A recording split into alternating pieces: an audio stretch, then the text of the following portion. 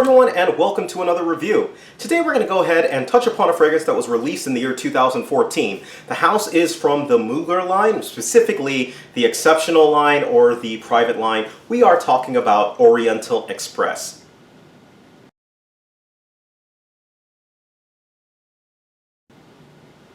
Now, right off the bat, I really like Oriental Express's name. I mean, the Oriental Express has such a rich history in terms of its word, its usage, and this fragrance, I was assuming, would kind of bring the same mystique to the fragrance. So I actually was excited to try this fragrance just based on name itself. So anyways, the basic information on the fragrance: this comes in one main size, like many of the Exceptional line, and that is a 2.7, and it's going to run you about $225, all right? I have heard of some issues with the bottle, but just keep that in mind going forward before you go through. All right, so with that, let's go ahead and get right into the notes. The notes are on the screen, and they are very simple: basil, sandalwood, vanilla, and carrot seed. So when I sprayed this and when I tried it, the first thing that immediately came to mind was vanilla. I loved the vanilla coming off of this scent, and in general, I really do like vanilla and fragrances. So this one immediately kind of grabbed my attention, and that really produced an interesting effect. Now, I had a little spoiler alert. I had actually read about this fragrance online before I kind of got my hands on it, and that one of the main things that I saw from this was carrot seed is actually one of the notes, and people said that it smelled like carrot. I don't get carrot at all. I do get an herbal type of scent that comes in with the fragrance for about the first 30 minutes, and that's like, I would say, imagine if you took vanilla and mixed it with Vicks Vapor Rub. That's kind of what I got from it. I know it sounds weird, but it actually is very pleasant. It's like vanilla, and at the same time, it's kind of opening yourself up. You're opening up your nostril cavities. It's really strange, but trust me, I thought that it works at least, and still think that it works. As the fragrance kind of develops on, that's where this begins to actually smell like another very reputable fragrance, and that's Dior Homme Intense. This really does begin to smell like Dior Homme Intense. And think about Dior Homme Intense. It's not as heavy, it's not as pronounced, but it still kind of smells like vanilla and lipstick almost. That lipsticky vibe that you know from Dior Homme Intense, that's kind of what you're getting from this. Sounds weird, but again, it kind of works with this scent.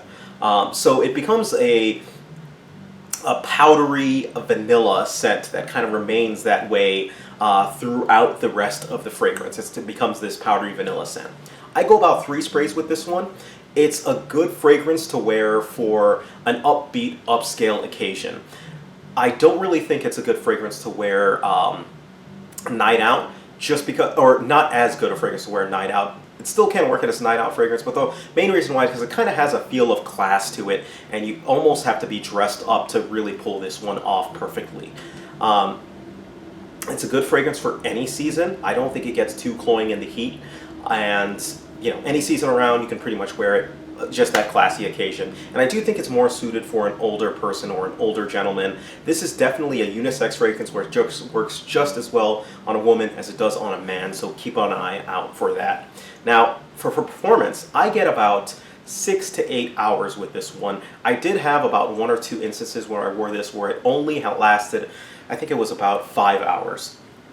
So that's one thing of note, but I do think that it's at least semi-consistent enough to say that it lasts a good amount of time. And as far as projection and sillage goes, it was about average in both scents. A pretty average scent trail and a pretty average sillage that goes along to it.